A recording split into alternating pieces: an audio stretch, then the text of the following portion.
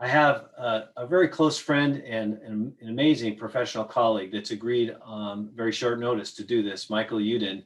Michael's a principal at the Raben Group and formerly served in previous administrations with the Department of Education. He also served on the Biden-Harris transition team for the education group. So he's a premier expert on all of these matters. And so before we get into the topic, Michael, I just want to say welcome to you today. Thank you for joining us, and let us know if you have any opening comment you want to make. Thanks, David. It's a pleasure to be here. I appreciate everybody's interest. Obviously, we have some very significant challenges to overcome. There's a long road ahead. There are no silver bullets here. We have an incredibly divided Congress, no less country. So we got a lot of work to do for sure. And I will do my best to live up to those expectations that David just set for everybody. So. Thank you, Michael. And as an agenda, our format today will be, I'll ask Michael a series of questions about what's in the package, a little bit about what it says about the priorities and values of this new administration, regardless of what passes, and how that aligns to some of the priorities too that he knows that United Way has in principles.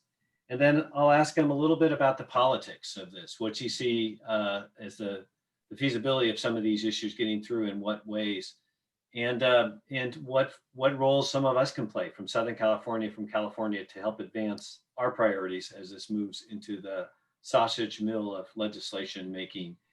And then there'll be time for questions. So we'll want you to use the chat box, and you can do that throughout the entire session. So you'll remember and put them when they're live and hitting you. And then I'll try to field as many questions as possible as we get into this. So, so Michael, a lot to like in this package. First of all, I was over the moon excited when I read through it. And I'd love to have you just start off a little bit with, you can give me a little macro if you want, but then start with early childcare and preschool. What's in there?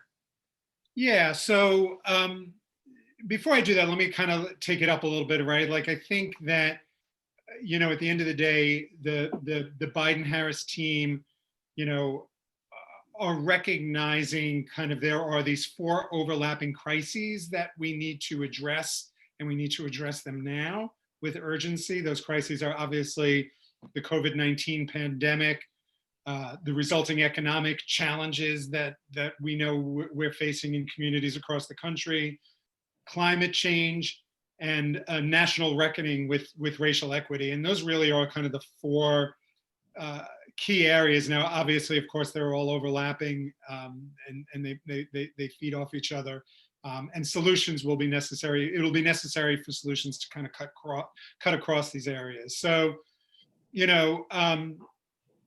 other thing that I just want to kind of say is, and take it for what it's worth, right? I spent a couple of months working with the transition team. They have, so take it for what it's worth. This is my view, but this is what the Biden-Harris administration is truly committed to focusing on. They're focusing on diversity of ideology and backgrounds, that our personnel as well as our policy are actually representing communities across the country, that we really have a government that is skilled and competent and has the talent to actually address our country's most complex challenges, integrity and the highest ethical standards that the American people deserve, and transparency, because we have a very divided country and there is not a lot of trust in our government, and so understanding those are kind of the key focus. President-elect Biden will be inaugurated tomorrow. Vice President-elect Harris. The Dems will seat the 2 Democratic senators from Georgia, as well as Senator-elect Padilla, which will give the Democrats the control of the Senate. It is a 50-50 Senate, but the Vice President-elect Harris will, functions and serves as the president of the Senate and will have the tie-breaking vote. So accordingly, the Democrats will take control and have the majority there. So as we think about, and we can certainly talk more about, process and how we think this is going to lay out. But the president-elect the other day released his proposal for rescue and recovery. He noted, and it's important for you all to know too, that he really views this as a two-step plan to kind of bring back, to build back to build back better, to build a bridge to the other side of these crises that we face. And obviously the first step, that's what we're going to talk about today, is the American Rescue Plan, tackling the pandemic and getting direct financial assistance and relief to the American individuals and families and businesses and communities that need it the most. But I just want to put a flag and pay attention that next month, and as I understand, President-elect Biden has said, when he goes before the joint session of Congress, he's going to lay out his second step, which is Building Back Better recovery plan. And that will really focus on infrastructure and manufacturing and innovation and R&D and clean energy and training and skills for the workforce of that we need to compete and win in the global economy. So stay tuned for that piece of it. And so just really, I'll try to be brief, and then we can certainly dig in. Congress passed back in December a COVID relief package. It was a bipartisan bill. It was an important step in the right direction, but President-elect Biden called it a down payment. It was really only a down payment. It fell far short of the resources that we need now, right? We need urgently to kind of tackle the crises we're facing. So he released his American Rescue Plan. It's really designed to change the course of the pandemic, to build a bridge towards economic recovery, and really address the longstanding racial inequities that our country has been facing for generations, but is exacerbated. The challenges, the inequities are exacerbated by the pandemic. So those are kind of the key focuses: changing the course of the pandemic, building a bridge towards economic recovery, and investing in racial justice.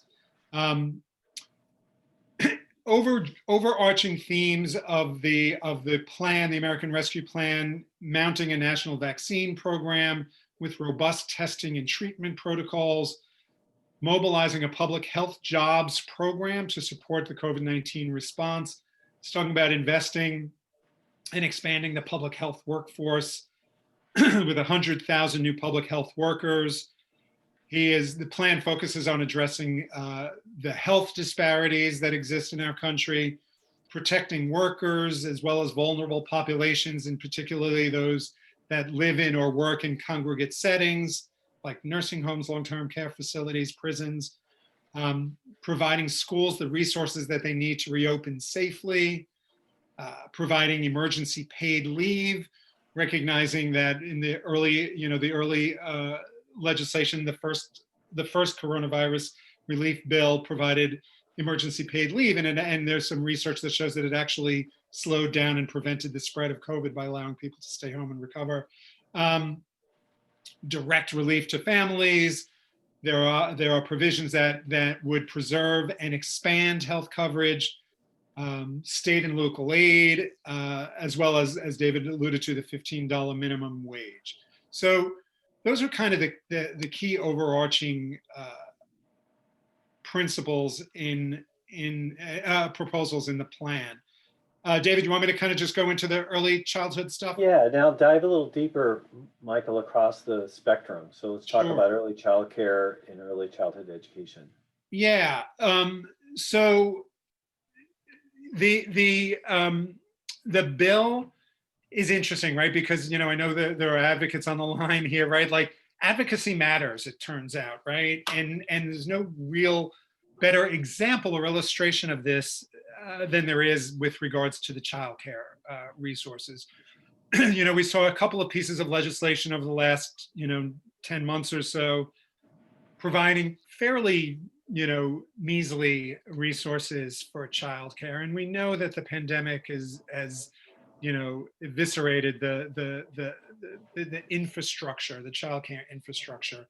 We know that, based on data and experts in the field, that we need an infusion of tens of billions of dollars to support childcare, to allow us to actually safely reopen and provide childcare so we can get our economy back and give children the opportunity to access high quality childcare so they can, grow and develop and learn in high quality settings.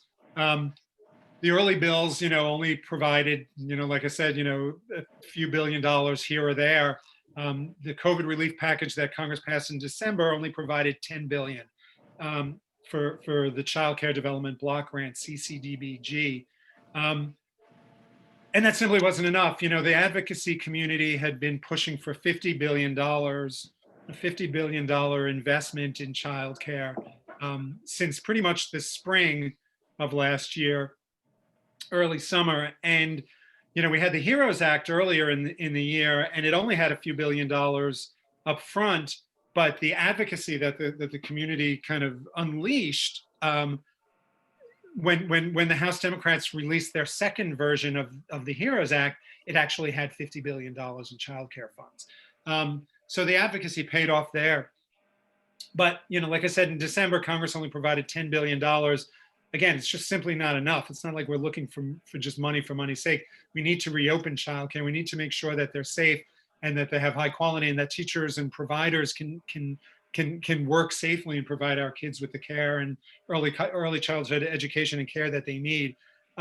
So the president-elect's proposal would do that, right? He would provide $25 billion in an emergency stabilization fund to really ensure that we're just doing just that, stabilizing the childcare field.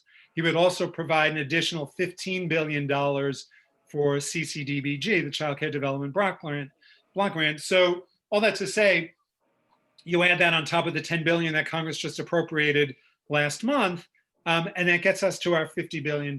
So, we're really kind of, it's not pie in the sky. It's not, overly ambitious. It's what the field actually needs.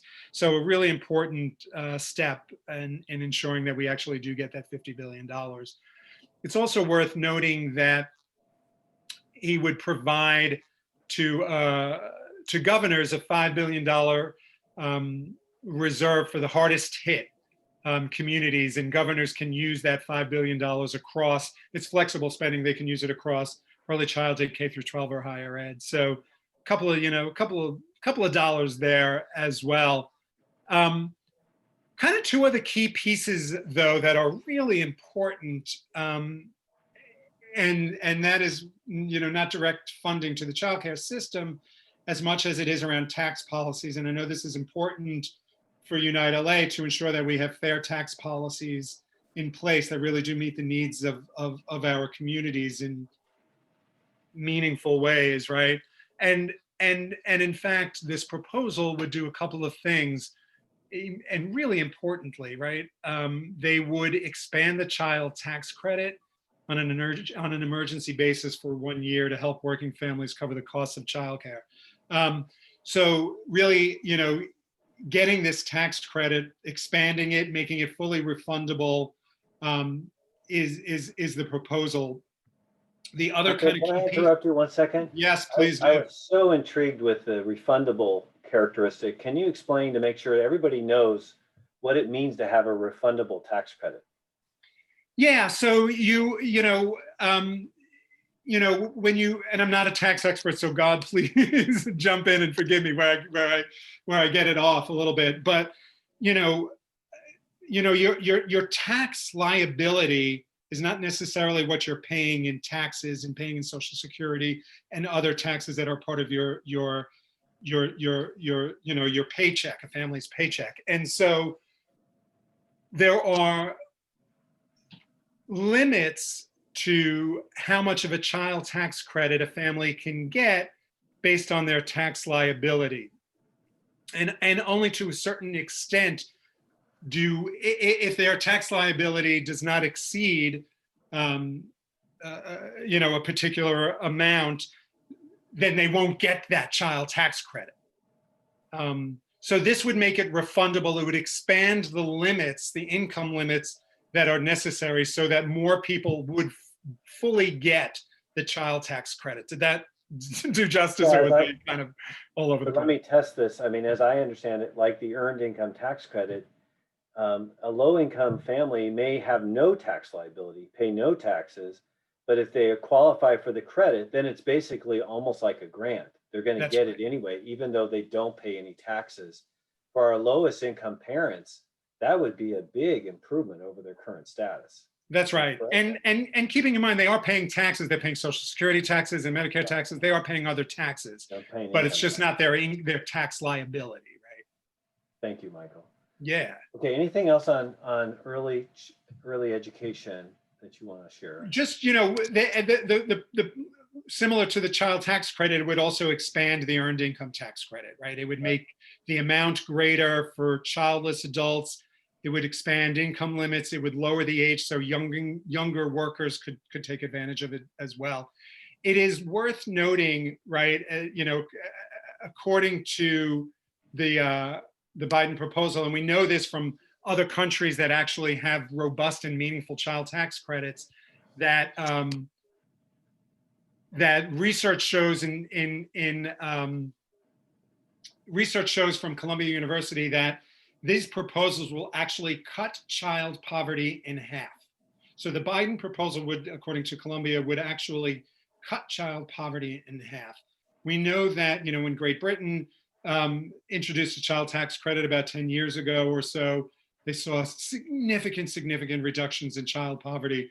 Canada and other countries in Europe have meaningful and robust child tax credits that really actually reduce the numbers of children that live in poverty. So, there's an effort to really clearly, recognize the challenges of COVID, but again, addressing kind of these longstanding inequities, racial and income inequities that families are facing. So, Thank you, Michael. So let's shift to K-12. We know the K-12 system has been devastated as well by COVID, and especially our students. yeah. Talk a little bit about what's in the proposal for K-12. Yeah, so the proposal is pretty straightforward, right? It would provide $130 billion, $130 billion K-12 to help schools reopen safely. It can be used for a variety of measures to help schools reopen safely, mitigate the costs associated with COVID, whether it's, fixing ventilation, smaller class sizes, so social distancing, PPE, addressing the learning loss that we know too many of our kids are facing. It's a big flexible pot of money that school districts would be able to use to reopen schools safely. Can you give a sense, Michael, of how that relates to the past COVID packages for K-12? So that's a great question, right? This is a proposal as opposed to kind of legislative language, so that level of detail is not, present in the proposal. So we know, for example, in the prior, relief packages, funds went out to states, based on population formulas, and then states distributed those funds down to districts using Title I. My guess is that ultimately they would use a similar approach, right? For a couple of reasons. One, it is a fairly effective means of getting money where it needs to go, but maybe more importantly, it gets money out quickly because those mechanisms are already in place, and they can just literally send the money to the state, who knows how to send the money down to the districts, right? So it really is helpful to get money out the door quickly into the hands of our schools and our communities that need it the best. But again, this is just a proposal; it's not legislative language, so that level of detail, frankly, is not available. And then I see something in expanding the higher ed emergency relief fund. Can you talk about that a little bit? Yeah, essentially, what that is so they would provide $35 billion to address the needs of students and colleges. So it would follow along the similar lines of previous CARES Act and other funding. But again, providing $35 billion to expand, access to address the COVID related needs in the higher ed community.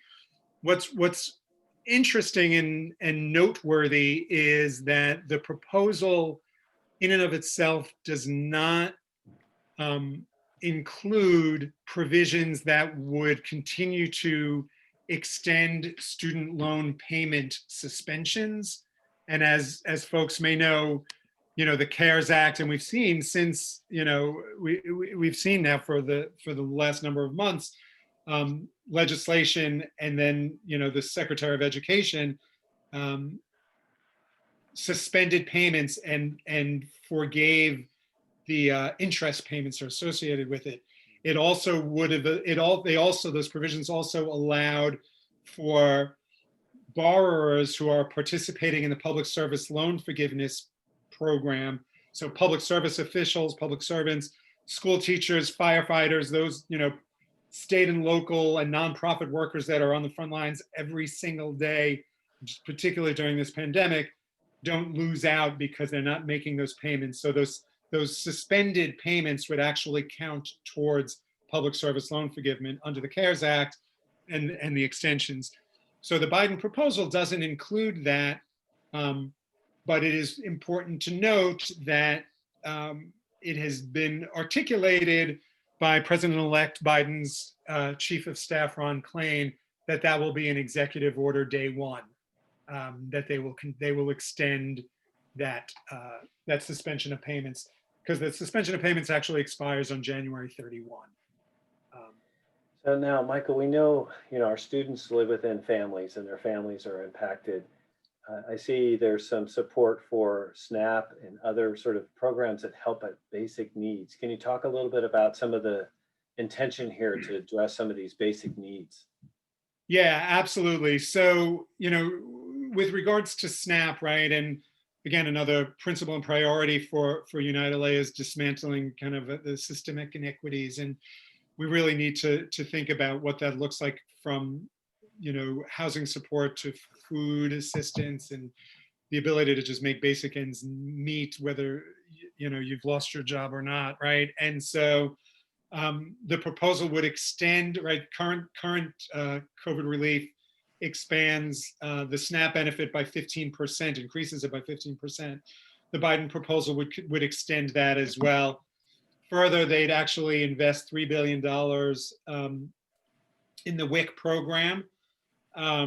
They would provide a $1,400 per person check on top of the $600 check that folks got in December.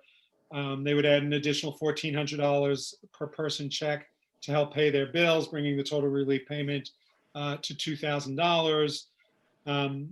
$400 per week unemployment insurance supplement to help harder hit workers obviously cover their expenses. There are provisions in proposals in this plan to extend the eviction and mortgage moratorium until September 30th, 2021. There's about $30 billion in rental and critical energy and water assistance. There's $5 billion in emergency assistance to help secure housing. So yeah, there are, like I said, there are a number of kind of critical proposals here that really do get to meeting the basic needs of families. So now, and including the Michael, $15 minimum wage, right? Yeah, huge. Not an So talk about that a insignificant. little bit. That's a big deal. It is. So just say more about it. What's he proposing? Yeah, so he is proposing to expand, to phase in a $15 minimum wage proposal. Nationwide. Yeah, nationwide. It would be the federal minimum wage. What is it currently? It's about $7 or something like that. It would phase it in. It hasn't been adjusted much in the last 20, 30 years. Yeah, it hasn't. It's been a couple of decades actually, since Congress raised the minimum wage. So now tell us about state and local government. We know, state and local government funds a lot of the education most of it actually, in childcare and higher ed systems. And those budgets are decimated. So the Dems obviously wanted a major component of the package last year to include it. What is he proposing for state and local government? Yeah, so Vice President, I call him Vice President Biden, President-elect Biden, soon to be President Biden, has proposed, he calls it, supporting our frontline and essential workers, recognizing that, our communities rely on our public sector workers, to fight back the pandemic, to meet the needs of our families and our communities, including teachers and educators and folks that work in our public school system. And so his proposal would provide $350 billion for state and local aid. As folks may remember, the House Democrats, the HEROES bill, wanted $900 billion. The Republican Senate and the White House opposed that. It went back and forth, but the Republican Senate was no way they were going to pass a bill with that amount, or frankly, any kind of state and local aid. There were other provisions in a relief bill that they wanted. And so at the end of the day, the December package that Congress passed didn't contain either the Republican priorities around liability protections, but it also did not include state and local aid. So this package is a little bit smaller, right? Significantly smaller than the packages proposed by the HEROES Act, which called for $900 billion, but this proposal would provide $350 billion for state and local aid. Which is $350 billion better than what we got Indeed. out of the last package. Okay. Indeed. Yeah. So now talk about small businesses. He did propose, that affects, of course, our parents, some help to helping our small businesses recover. Can you highlight a little bit there? Yeah. So, it would provide, it definitely is looking at small businesses, and there's a lot of focus and in concern around our small businesses, and particularly those hardest hit. His proposal would provide $15 billion in flexible, equitably distributed grants to our hardest hit businesses. It would provide $35 billion investment in successful state, local, tribal, and nonprofit small business financing programs, which they are estimating to generate as much as $175 billion in low interest loans and venture capital to help entrepreneurs. So I was intrigued, Michael. Obviously, when the parents cannot get paid leave, they have to make difficult choices between taking care of their kids, going to work sick. And I was fascinated by the proposal to require paid leave, but have the federal government fund it. I'm not sure I entirely understood that. Can you talk a little bit about his proposals on leave? Yeah, so, right, recognizing that, as I mentioned, I think earlier, right, the Coronavirus First Families Act actually provided emergency paid leave to families to prevent the further spread of COVID. The Biden proposal recognizes actually that it decreased daily infections by 400 cases per state per day. So a really critical piece to make sure that people that are sick are not actually going into work. The December bill extended some tax credits that were in place to help support employers if they wanted to provide the additional leave and extend the leave, but it didn't require it. This one would. So this would put the requirement back in place, eliminate exemptions for employers with more than 500 and less than 50 employees, making it clear that healthcare workers and first responders are also getting those benefits. Those were some loopholes that were a part, that we saw as a result of the Families First Coronavirus Response Act. But, providing expanded paid sick and family medical leave over a 14-week period to help parents, provide caregiving when a child is sick or a loved one is sick, or when their school or childcare center is closed.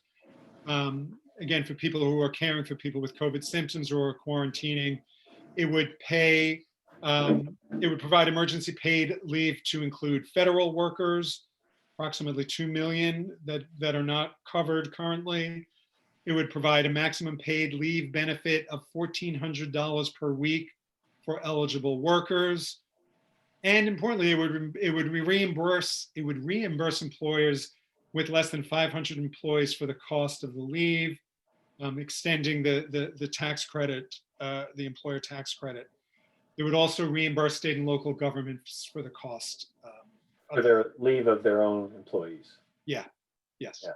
Exactly. And last, but certainly not least, of course, there's the $1,400 proposal, $1,400 check that would go to Yep. individuals, and unemployment insurance Yep. extended. Could you elaborate on those a little bit? Yeah, I mean, the 1,400 is pretty, pretty straightforward, right? Folks have been, calling for, the Democrats have been calling for $2,000 as part of the previous package. Congress only gave $600. As President-elect Biden said, that was a down payment. So his proposal would provide the additional $1,400 per person in direct checks to help families.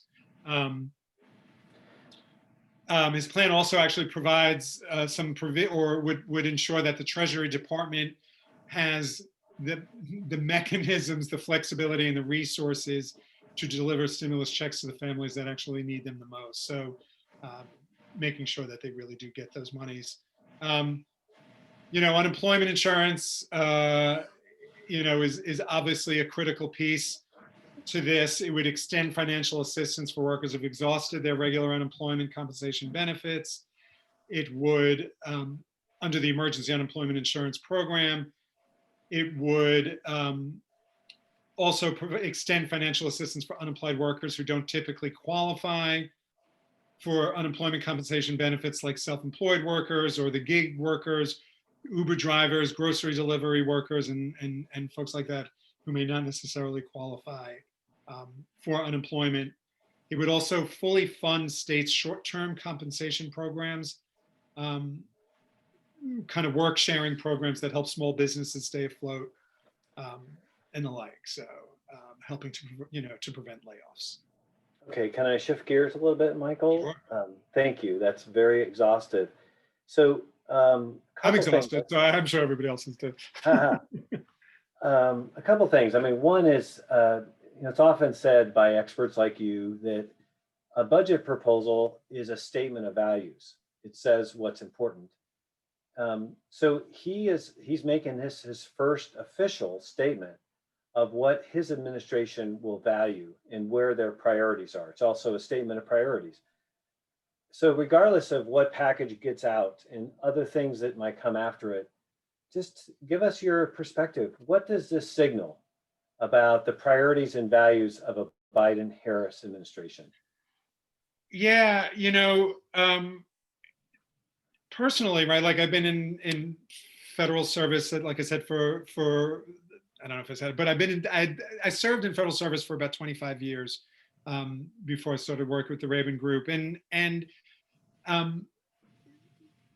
it signals to me, and it's clearly a priority that, number one, right, we have to get this under control, right? Like what I didn't talk about as part of the rescue plan is all of the work around vaccinations and testing and contact tracing and the public health components of it, right? Like first and foremost, like we can't sit by and recognize that 400,000 Americans have died from COVID.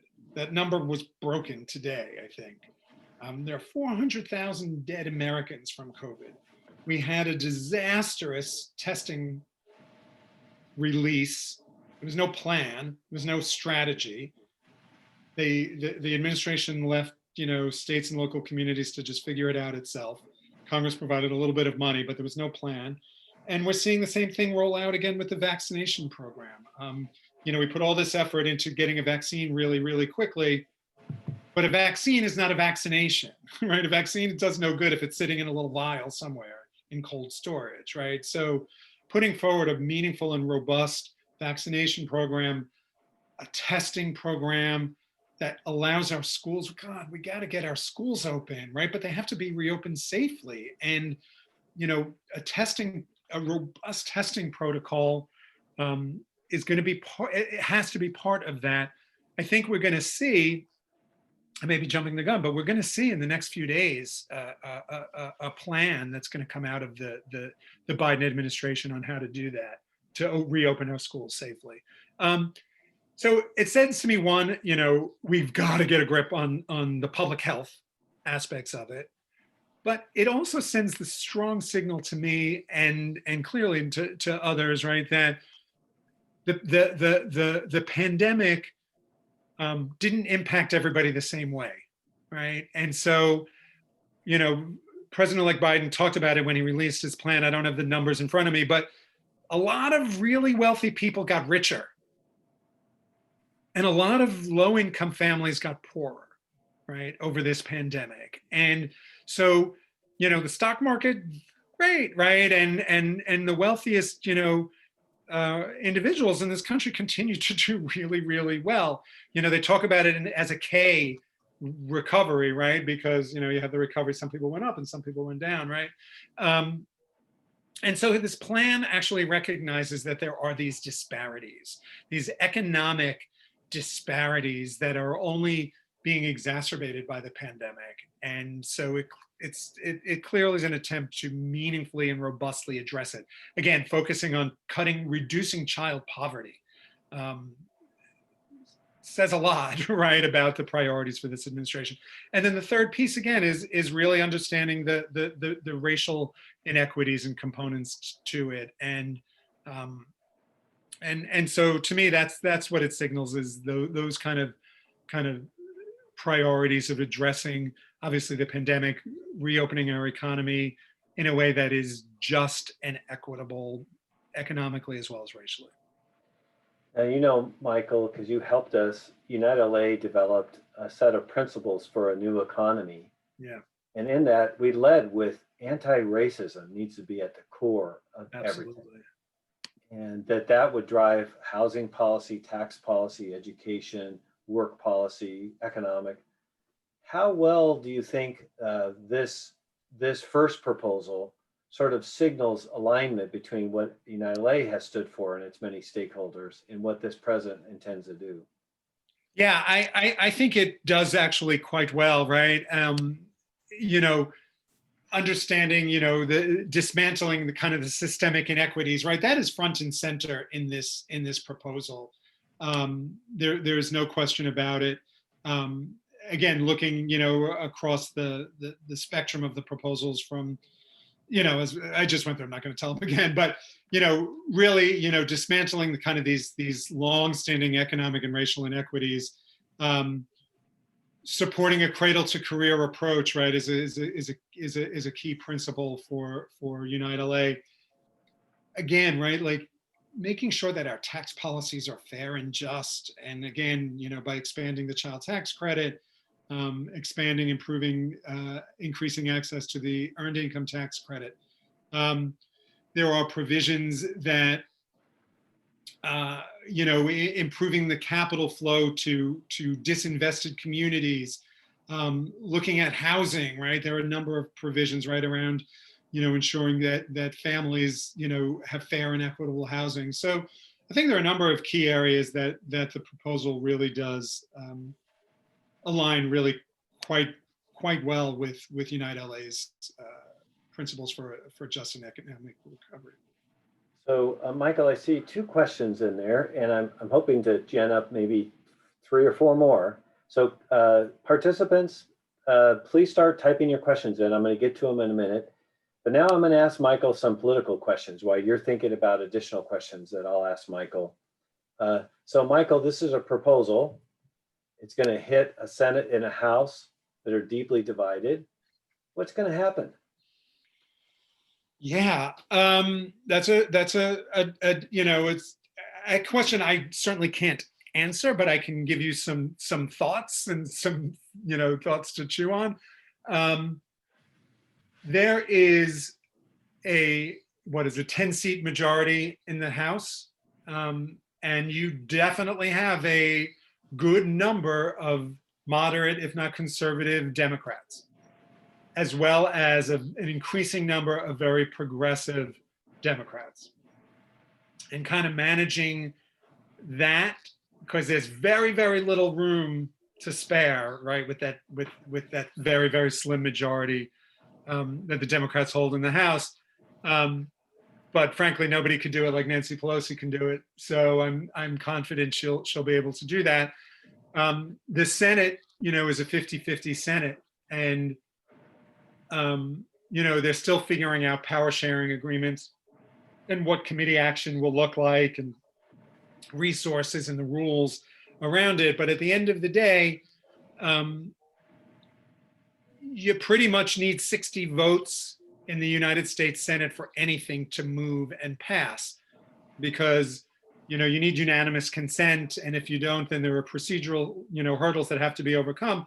But at the end of the day, you need 60 votes to overcome many of those motions. So unless a proposal has 60 votes in the Senate, it's not going to pass. And so it requires a bipartisan effort to do so.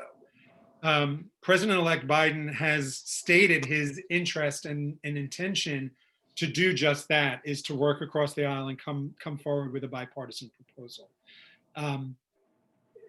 That will clearly mean some of the priorities in his plan will not make it, right? This is his opening salvo, and it's a big, robust, progressive plan.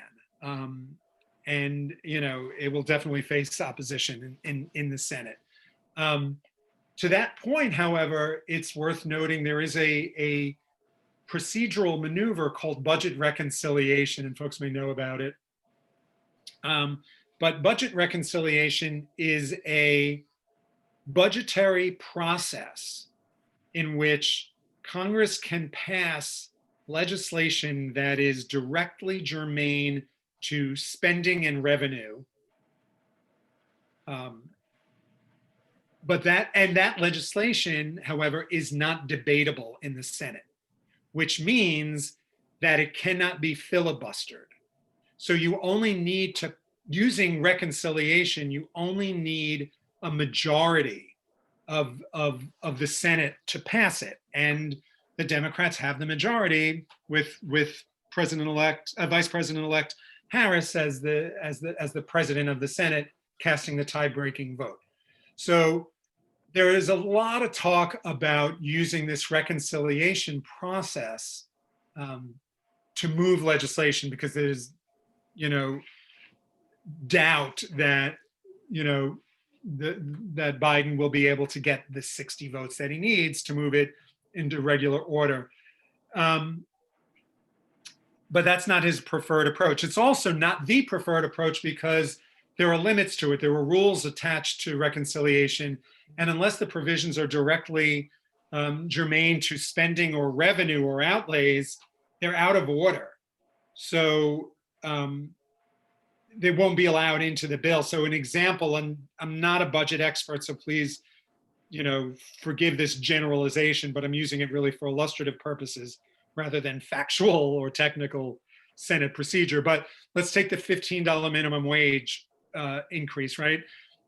I imagine that would not have a direct impact on federal spending or revenue, right? And so that might be out of order if we use reconciliation. So it is one more point, though, David. It is worth noting that just today, the House Democrats said that, or at least it's been reported, that they want to move the COVID relief bill by late February, early March, and they are preparing to use reconciliation to do it. Oh, so that was reported. We'll see, right? That was reported earlier today. So we'll see. So one last question, then I have 3 questions, so I want to get to them. Yeah. But many of us are fierce advocates. You obviously do it for United LA, but a lot of my colleagues I know have their own mechanisms or do it with us.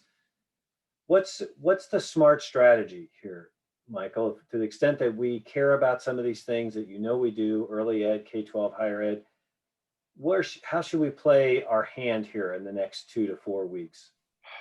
Yeah. So, you know, the president-elect has issued a really big and robust proposal.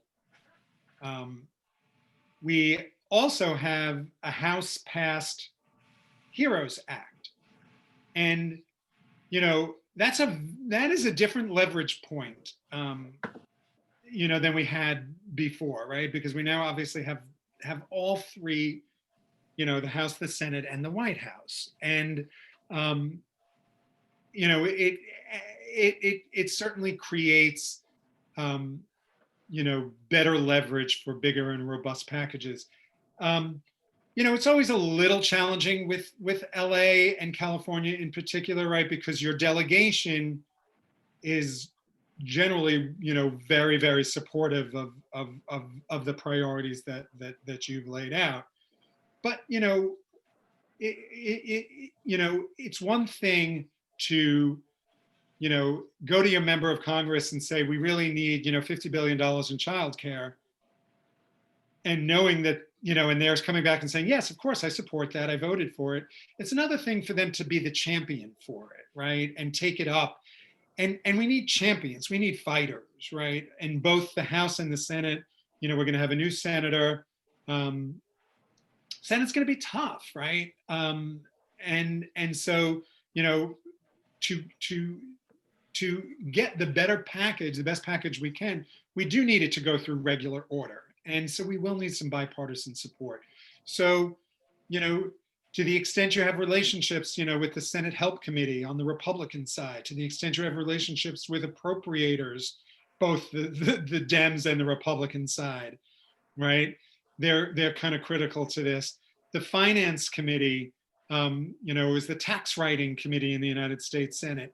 Again, there's no room to spare here, right? These are 50-50. So to any extent we can get some bipartisan support, look in the House. California's got a handful of new Republican members in its delegation.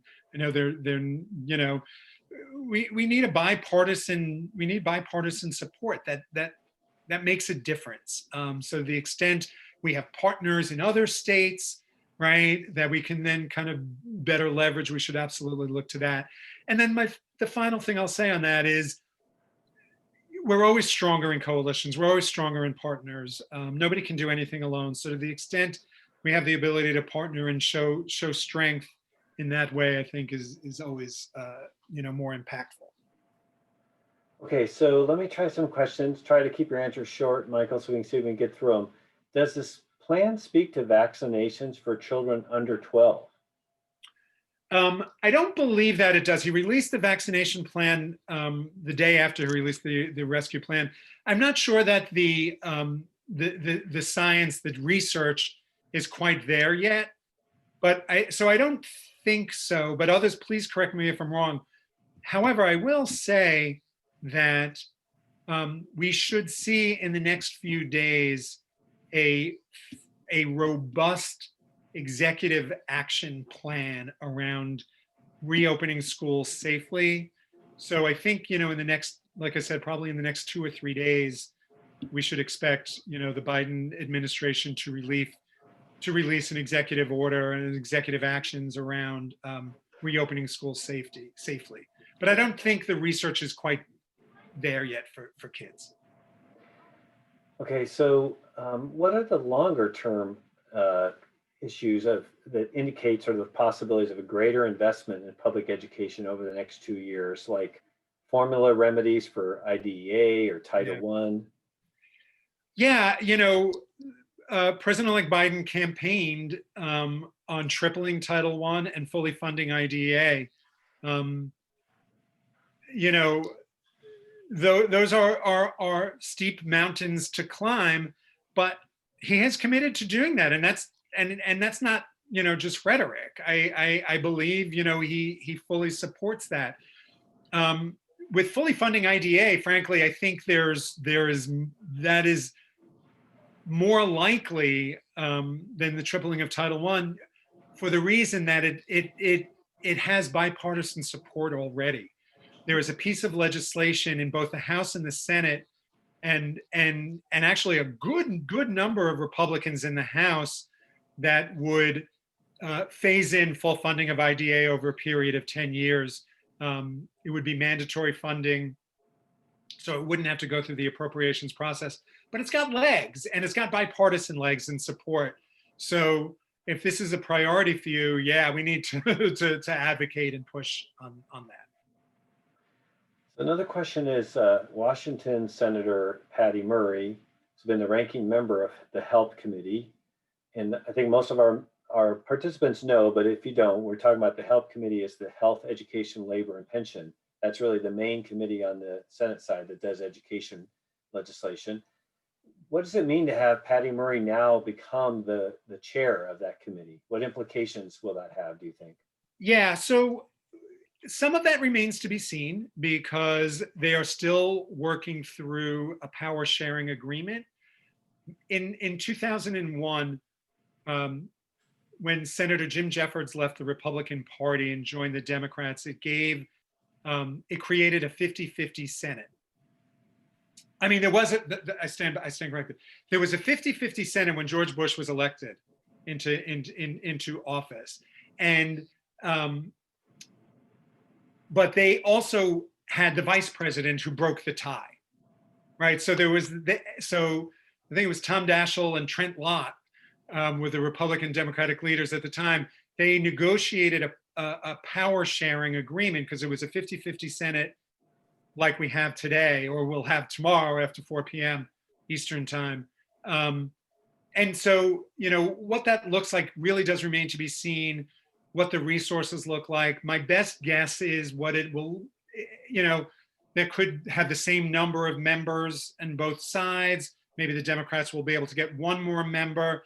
If they don't get one more member, and this is what it was in 2001, until Jim Jeffords left the Republican Party, which then shifted control over to the Democrats,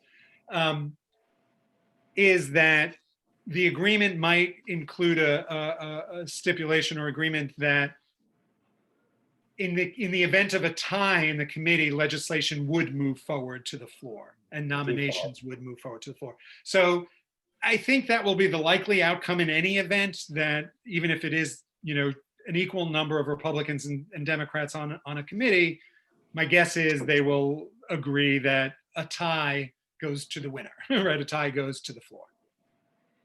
And on the House side, is it Scott that will chair the relevant committee? Yes, so Bobby Scott will return as the chair of the Education and Labor Committee.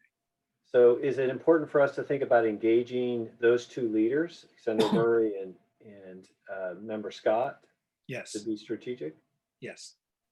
Because, as we think about it, right, like there are, a couple of key jurisdictional elements to a COVID relief package, right? There's the appropriations, which is literally we appropriate $130 billion for K through 12, right? The Appropriations Committee has the jurisdiction over that, but the Help Committee would actually have jurisdiction over and the ability to weigh in and influence a number of what you do with that money. I mean, it's still in the appropriations jurisdiction, but they would have a big voice and a big say in what you actually do with that money.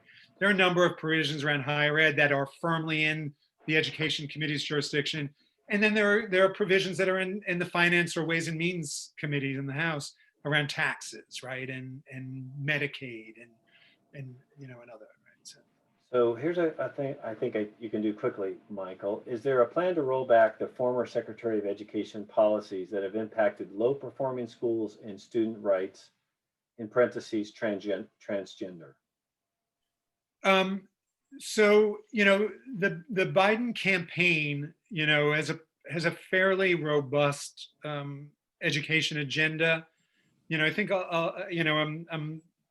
I'm not going to, comment necessarily on what they're going to do, because that would be inappropriate for me to do, particularly because I'm not a part of the team. I'm not in the administration. But he's made it very clear that he would roll back the transgender guidance. And really, it's just worth taking a look, at his education platform that is a part of his campaign. because I do firmly believe, and I can tell you they are committed to enacting and implementing that campaign platform. Thank you, Michael. Well, thank you so much. There was one more question about what does the current discussion really suggest about expanding the workforce development programs under step 2?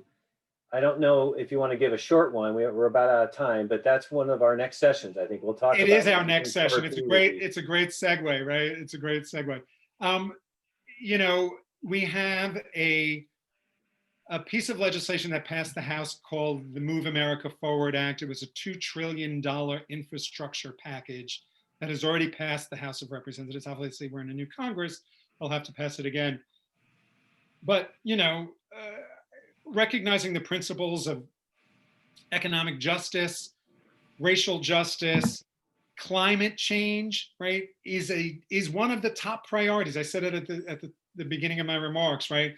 And so understanding that an infrastructure and manufacturing and innovation initiative is going to be laser focused on a green energy economy is not an understatement. I think that will be a big part of it. But again, look at his plan to see. But he said he's going to announce it at the joint session of Congress. So stay tuned. So Michael, thank you again so much for doing this fireside chat with me. Thank you to all of you that joined us today, and thank you to some of those terrific questions.